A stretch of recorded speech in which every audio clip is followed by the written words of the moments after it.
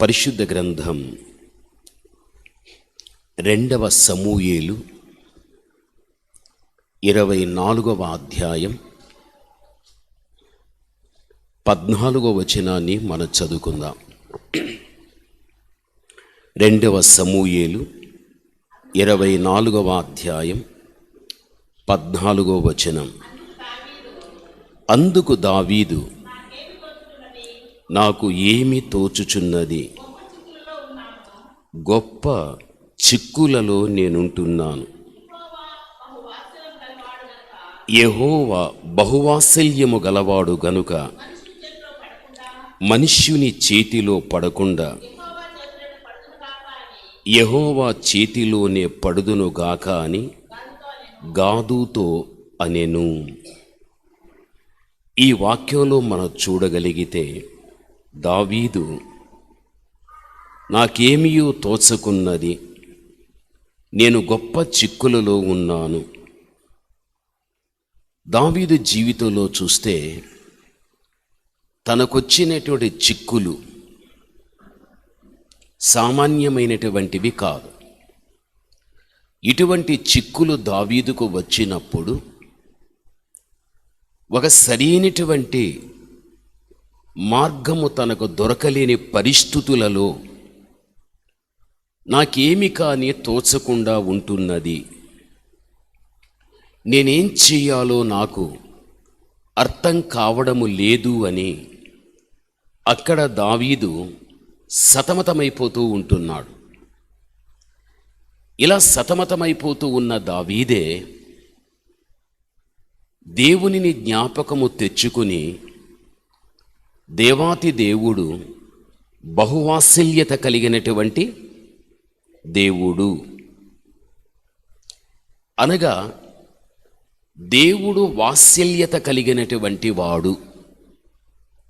ఎప్పుడు ఈ పదమును ఉపయోగించాడు అంటే తాను చిక్కుల్లో ఉన్నప్పుడు, నాకేమీ తోచలేకుండా ఉంటున్నది, దీనిలో నుంచి బయటపడటానికి అనే సందర్భములో యెహోవా బహువాత్సల్యము కలిగినటువంటి వాడు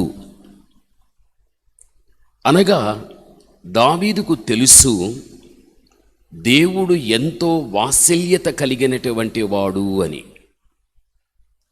దావీదుకు ఉండేటువంటి చిక్కులు ఏమిటి అని మనం చూడగలిగితే, దావీదు జీవించిన కాలములో గాదు అనేటువంటి ప్రవక్త ఉన్నాడు.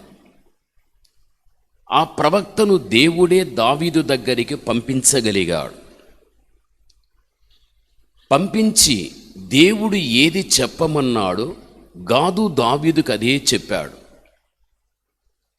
నీ యొక్క దేశములో 7 సంవత్సరములు కరువు కావాలా, లేక 3 నెలలు శత్రువుల చేత నీవు ఇబ్బంది పడాలా, లేక 3 రోజులు నీకు తెగులు కావాలా, ఈ మూడింటిలో నీకు ఏది కావాలో అది నీవు కోరుకో. దేవుని మాటగా గాదు ఎప్పుడైతే దావీదుకు చెప్పడము జరగగలిగాదో ఇది దావీదుకు భయంకరమైన చిక్కు అన్నమాట. 7 సంవత్సరములు ఎడతెరిపి లేకుండా కరువు రాగలిగితే దావీదు యొక్క చేతి క్రింద ఉన్నటువంటి ఇశ్రాయేలుల యొక్క 12 గోత్రములు, లక్షలాది మంది ప్రజలను కరువే రాగలిగితే ఎంత తిరుగుబాటు రాజు మీదిగా రాగలుగుతుంది? వారిని పోషించేటువంటి పరిస్థితి ఉండదు కరువు రాగలిగితే.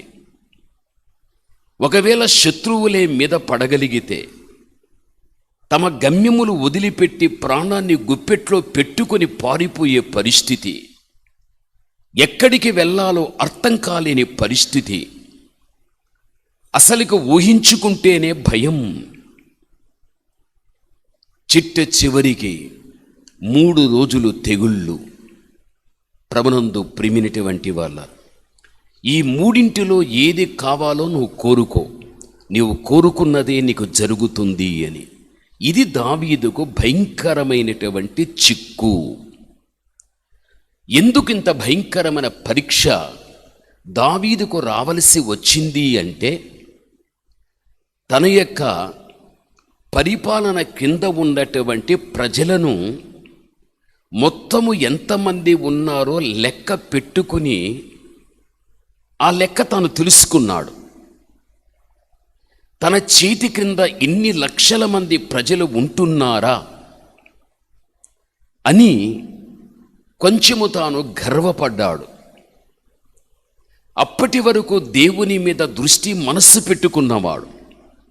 అయితే తన పాలన కింద ఉండేటువంటి సైన్యమైన ప్రజలైన లెక్కకు వచ్చిన తర్వాత ఇంతమంది ఉంటున్నారా అని అప్పటి వరకు దేవుని మీద ఉన్న దృష్టి మనస్సును లెక్క తెలుసుకున్న ప్రజల మీద తాను మనస్సు దృష్టి పెట్టుకొని దేవుని మీద దృష్టిని మనస్సును పోగొట్టుకోగలిగాడు.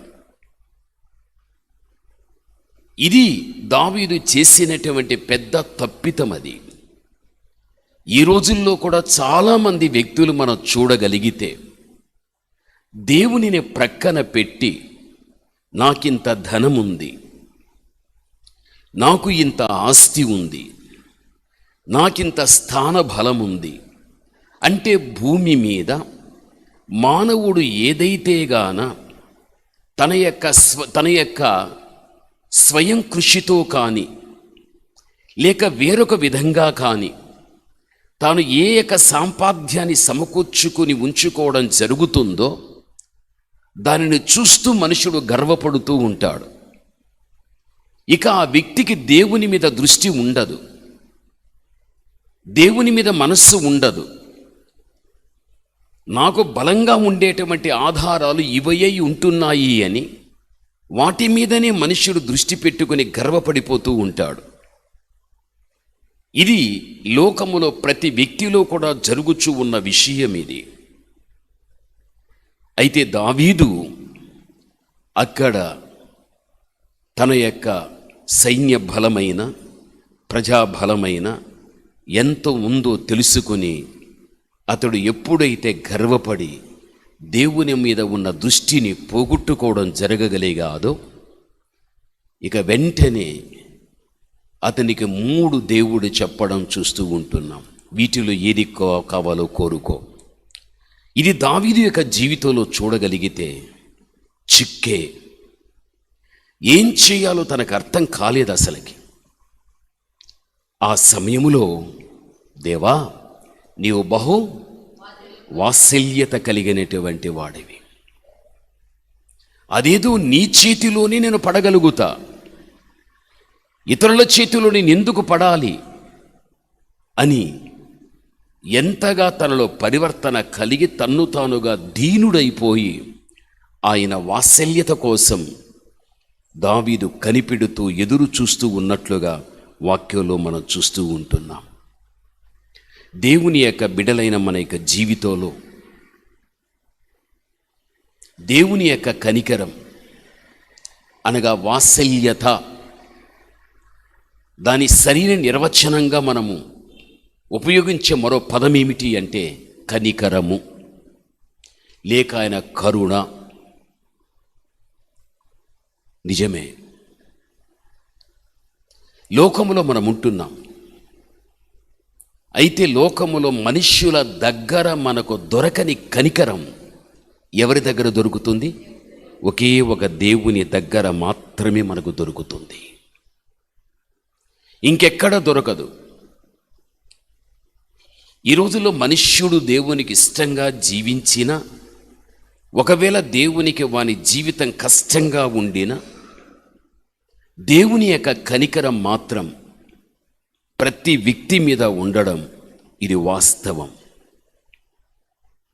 మీకు అర్థం అవటానికి చెబుతా. వ్యభిచారము చేత పట్టబడినటువంటి స్త్రీని రాళ్లతో కొట్టే సందర్భములో ఆమెను క్రీస్తు దగ్గరికి తీసుకుని వచ్చి ధర్మశాస్త్రం చెప్పిన రీతిగా వ్యభిచారిని రాళ్లతో కొట్టి చంపాలి అని. అయితే అక్కడ ప్రభువు ఆ సమస్యకు పరిష్కారం మీలో పాపము లేనివాడు వేయుడి అన్నాడు. ఎవడూ వేయలేదు. అందరిలో పాపం ఉంది. వారు తెచ్చుకున్న రాళ్లతో వారే కొట్టుకోవాలి. ఇక చిట్టి చివరికి అందరూ కూడా అక్కడ ప్రభువుని విడిచిపెట్టి వెళ్ళిపోయిన తర్వాత ఆమెకు రాళ్ల దెబ్బలు తప్పిపోయాయి. ఆమె మీదికి వచ్చిన ప్రాణాపాయము కూడా తప్పిపోగలిగాది. అక్కడ ఆమెకు ఒక భద్రత అనేది ఏర్పరచబడగలిగాది. ఇవన్నీ కూడా ఆమె మధ్యన జరగటానికి ఆమె మీద దేవుని వాత్సల్యత అనేటువంటిది ఉంది. లోకములో ఏ మనుష్యుల దగ్గర కూడా వాత్సల్యత, కనికరము లేదు. అయితే యేసుక్రీస్తు ప్రభు యొక్క కనికరం అనేది ఉంది కాబట్టే ఈరోజు వరకు కూడా మనం ఆయన కనికరమును బట్టి బ్రతికింపబడుతున్నామన్న విషయం మనం మరిచిపోకూడదు. అందుకే కీర్తన భాగాన్ని మీరు చూడండి.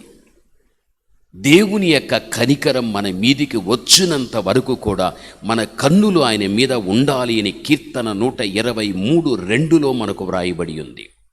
ఆయన కనికరం మన మీదికి వచ్చినంత వరకు కూడా మన యొక్క దృష్టి ఎవరి మీద ఉండాలి అంటే దేవుని మీదనే ఉండాలి.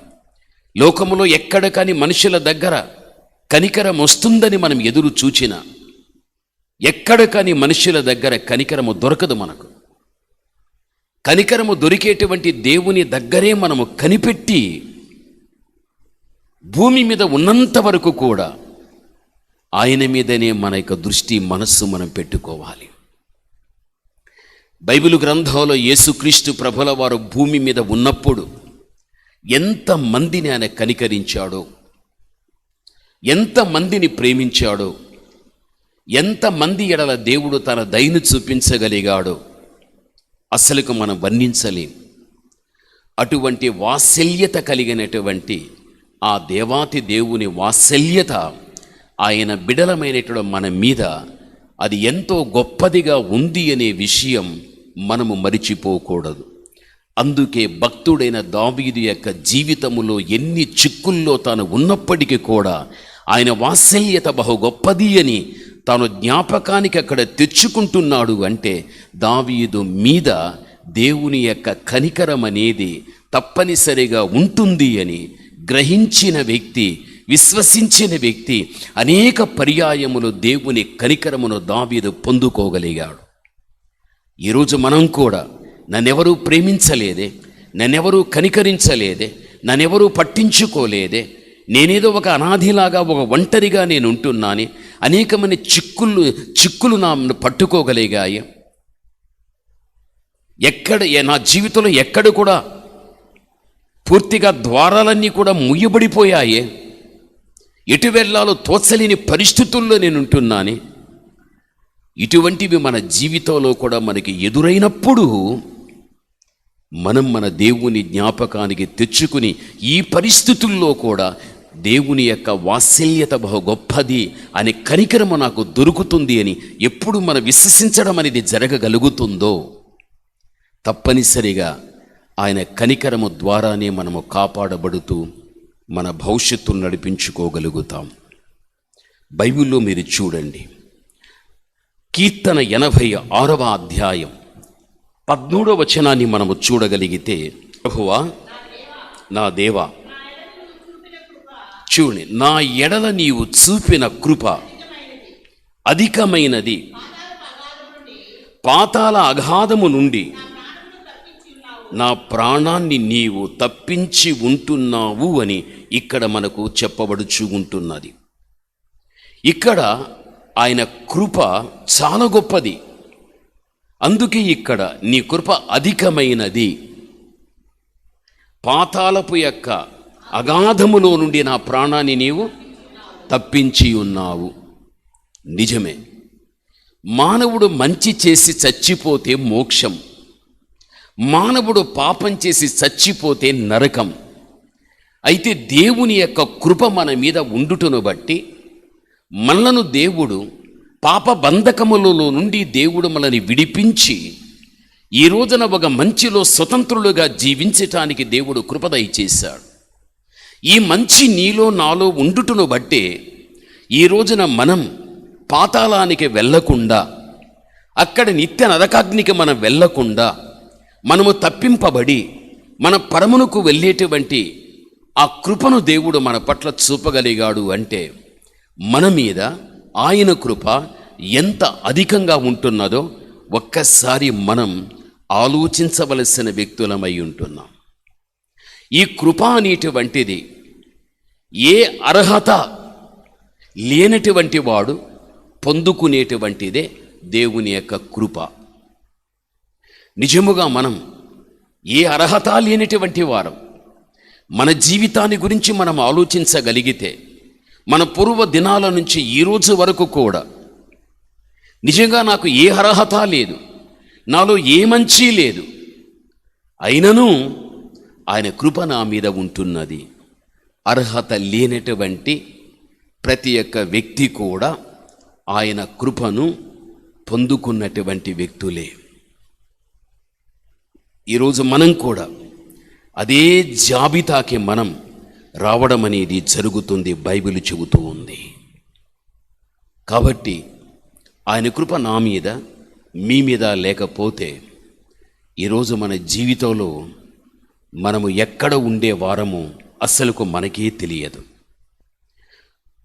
ఆయన కృప ఇంకనూ మన మీద పరిపూర్ణం కావటానికి ఆయన చెప్పేటువంటి మాట బైబిల్లో చూస్తే అదే కీర్తన భాగాన్ని మీరు చూడండి.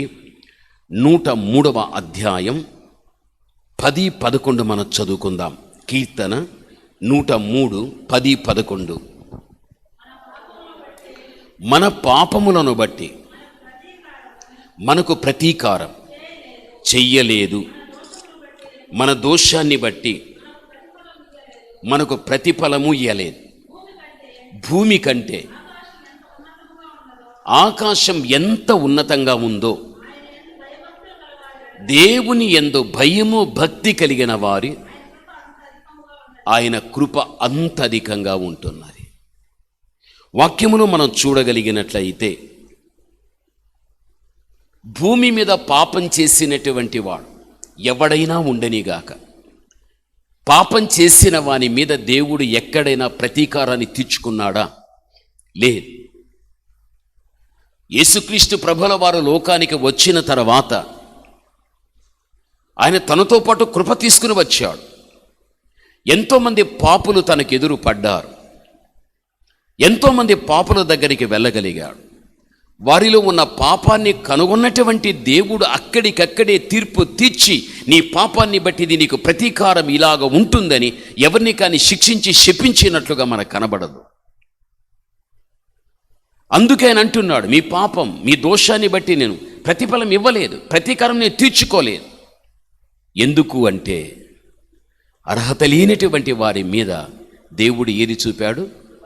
ఆయన కృపను చూపించగలిగాడు. భూమి కంటే ఆకాశం ఎంత ఉన్నతంగా ఉంటున్నదో ఆయన యందు భయము భక్తి కలిగిన వారి ఎడల ఆయన కృప అంత అధికంగా ఉంటుంది. ప్రభునందు ప్రియమైన వారు, భూమి నుండి ఆకాశం ఎంత ఎత్తు, అంత దేవుని యొక్క కృప మన మీద ఉంటున్నది. ఆయన కృప లేకపోతే ఈరోజు మనము లేము. ఆయన కృప లేకపోతే మనం చేసినటువంటి పొరపాట్లను బట్టి ప్రతీకారం అనేది ఎలా ఉండగలుగుతుందో మనకు అసలుకు తెలియదు. మన దేవుడు గొప్పవాడు. ఆయన యొక్క కృప మన మీద నిరంతరము ఉండేటువంటిది. ఆ రోజుల్లో కూడా ఇశ్రాయేలు ప్రజలందరూ కూడా దేవుని దగ్గర వారు, దేవా నీ కృప నిరంతరము మా మీద నిలిచి ఉండని అని ఆ రోజుల్లో ప్రజలు కేకలు వేసి చెప్పగలిగారు. కీర్తన భాగం 118, 1-2లో మీరు చూడండి. కీర్తన 118, 1-2లో యెహోవా దయాళుడు, ఆయన కృప నిరంతరము నిలుచును, ఆయన కృతజ్ఞతాస్తుతులు చెల్లించుడు, ఆయన కృప నిరంతరము నిలుచునని ఇశ్రాయేలీయులు అందురుగాక. చూడండి, ఇశ్రాయేలు అందరూ కూడా అందురుగాక. దేవుని యొక్క కృప నిరంతరం మా మీద నిలుచునుగాక అని ఇశ్రాయేలు అందరూ కూడా ఏక కంఠంతో వారు పలకగలిగారు. చాలామంది వారిలో కృతజ్ఞులై ఉండగలిగారు. ఆయన దయను వారు పొందుకోగలిగారు. ఈరోజు దేవుని బిడలైన మన జీవితంలో ఏ అర్హత, ఏ మంచి మనలో లేకపోయినా ఆయన కృపను బట్టే ఈరోజు వరకు కూడా మనం ఈ పరిస్థితుల్లో ఉంటున్నామంటే ఆయన కృపే దానికి కారణమై ఉంటున్నది. కావున ఆయన వాత్సల్యత గొప్పది, ఆయన కృప కూడా గొప్పదే. ఇవి దేవుడు మనకొక దానముగా దేవుడు మనకు వీటిని ఇవ్వగలిగాడు. సరి, బైబిల్లో మనం చూస్తే గాను ఆయన బిడ్డలైనటువంటి మన విషయంలో ఆయన చూపేటువంటి మరో గొప్పది ఏమిటి అనగా, కీర్తన 31వ అధ్యాయం 19వ వచనములో మనం చూస్తే ఒక మాట ఉన్నది. నీ యందు భయము భక్తి కలిగిన వారి ఎడల వారి నిమిత్తం నీవు దాచి ఉంచిన మేలు ఎంతో గొప్పది. నరుల ఎదుట నిమిత్తం నీవు సిద్ధపరిచినటువంటి మేలు ఎంతో గొప్పది. భూమి మీద ప్రతి ఒక్కరి కూడా ఒక మేలు పొందాలి అని ప్రతి వ్యక్తికి ఆశ అనేది ఉంటుంది. జీవితంలో ఎక్కడ కానీ ఎటువంటి కీడు కూడా ఉండకూడదు. నీ బ్రతుకు దినాల్లో నాకు మేలు జరగాలి, నా కుటుంబానికి మేలు జరగాలి. అయితే బైబిల్ చెబుతుంది, ఎవరైతే దేవుని యందు భయము భక్తి కలిగి ఉండగలుగుతారో వారి నిమిత్తము దేవుడు దాచి ఉంచిన మేళ్ళు ఎంతో గొప్పది. ఈరోజు నువ్వు దేవుని యందు భయము భక్తి కలిగి ఉంటున్నావా? నీ ఉండగలిగితే దానిని బట్టి దేవుడు నీకు మేలును దాచిపెట్టాడు. దాచిపెట్టినటువంటి మేలు అది మనకు మరుగైనదే, అది రహస్యంగా ఉంటుంది. అయితే దేవుడు మన భయభక్తిని మన బ్రతుకు దినాల్లో దేవుడు చూచినప్పుడు దానికోసం దేవుడు దాచిపెట్టిన మేలు, మన ఊహించని సమయములో ఆ మేలును దేవుడు మనకు చేసినప్పుడు ఆ మేలు ఎంత గొప్పది అని మనము సంబరపడి సంతోషించేటువంటి పరిస్థితుల్లోనికి దేవుడు మనల్ని తీసుకుని రావడం అనేది జరగగలుగుతుంది. కాబట్టి దేవుడు చేసిన ప్రతి మేలుకు మనం ఏం చేయాలి అంటే ఎక్కువగా ఆయన మేలు గురించి మనం చెప్పుకుంటూ ఉండాలి. కాబట్టి దేవుని బిడలగా మన జీవితంలో దేవుడు చేసిన మేళ్లను మర్చిపోకూడదు. నీ బాధలు, నీ కష్టము, నీ ఇబ్బందులు ఎప్పుడు కూడా మనం చెప్పుకుంటూ ఉంటున్నాము అంటే ఆయన మేలు చేసి కూడా ఆయన నాకేమీ చేయలేదనేటువంటి లెక్కకు వచ్చేస్తుంది. దేవుడు ఎంత బాధపడతాడో. కాబట్టి నీకైనా, నీ భార్యకైనా, నీ భర్తకైనా, నీ పిల్లలకైనా దేవుడు చేసిన మేలు నువ్వేవి అడిగితేవో అవి చేశాడు. నువ్వు అడగనివి కూడా చేయగలిగాడు. ఎక్కువగా వాటి గురించి నువ్వు మాట్లాడుకో.